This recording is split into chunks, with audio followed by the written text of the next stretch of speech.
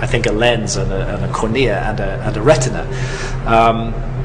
Maybe that's what it still is. Maybe what DMT is offering us is a different modality of perception to allow us to comprehend and grasp and interact with the wider reality that surrounds us.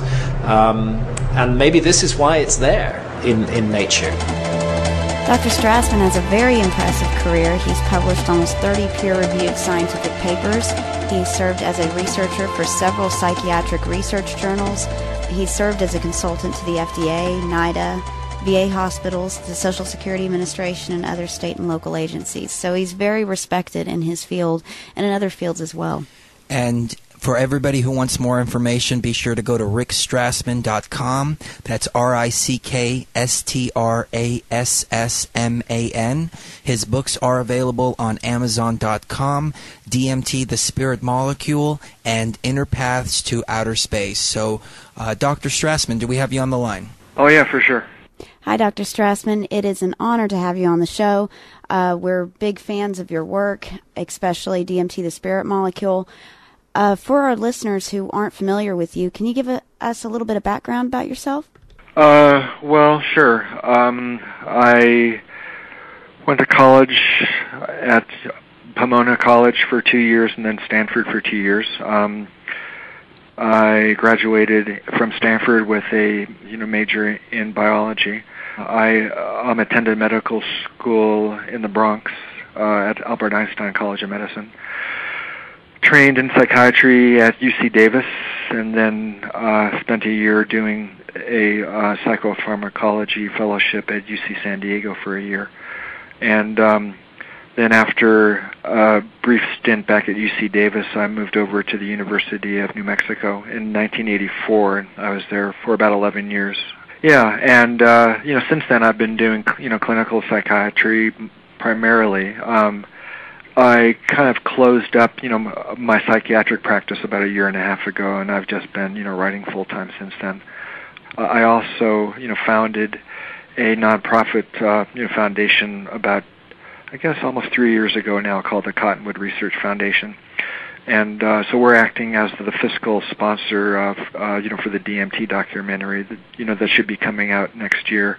Also, we've been working on a digital library of psychedelic research literature, and also Cottonwood has been helping sponsor the development of the assays which are going on at LSU right now to start to measure low levels of DMT that exist in body tissues to be able to nail down some of these questions about the normal dynamics, ebb and flow of DMT and related compounds in various states.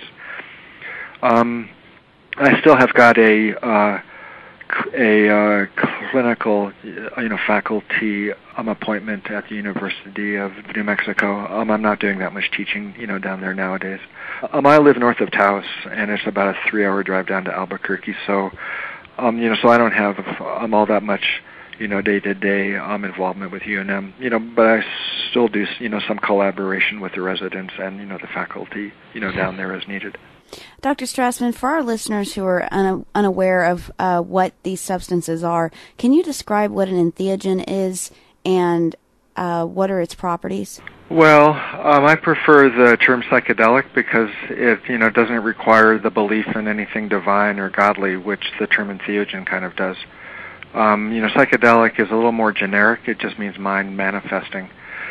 Even though that's not a perfect term, I think it's preferable to either entheogen or hallucinogen, psychotomimetic, any number of the other terms that are used out there. There's lots of cultural baggage that accompanies the term psychedelic because of the unrest of the 60s and Vietnam and all that. But I think it still includes as many of the phenomena as might be, encountered with these kinds of substances.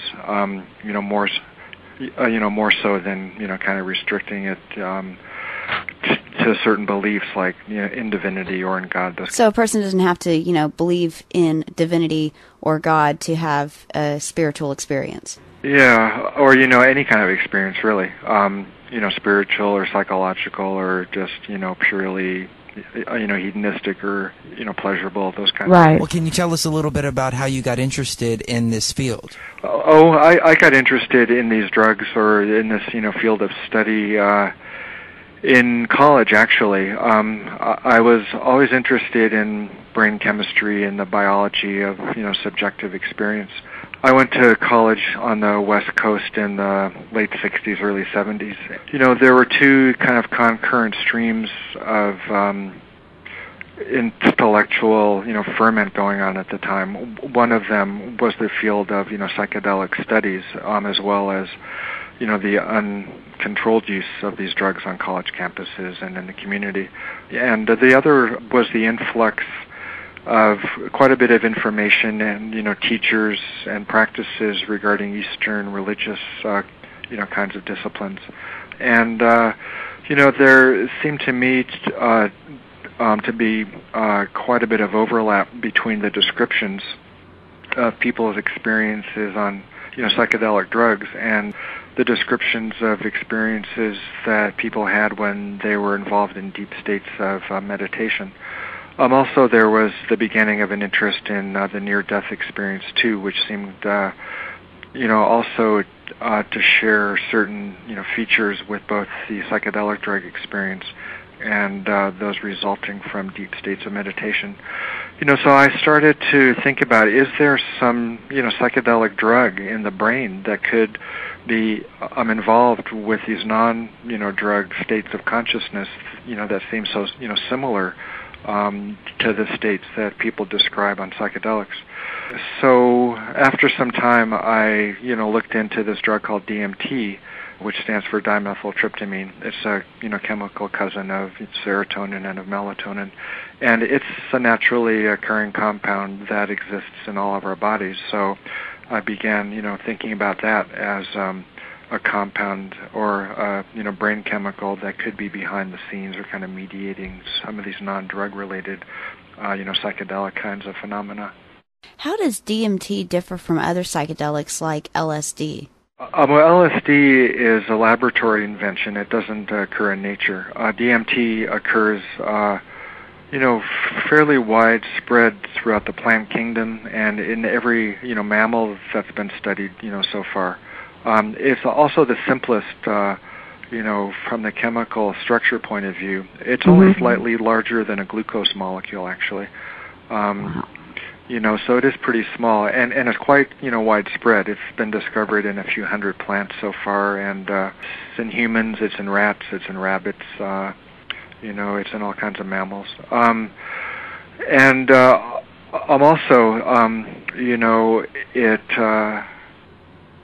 Well, let's see, what else is unique about it?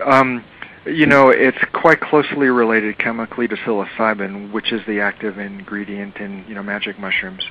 It's kind of the basic, tryptamine hallucinogen, psychedelic. All of, the other drugs are, kind of congeners or, kind of related to DMT in a lot of ways.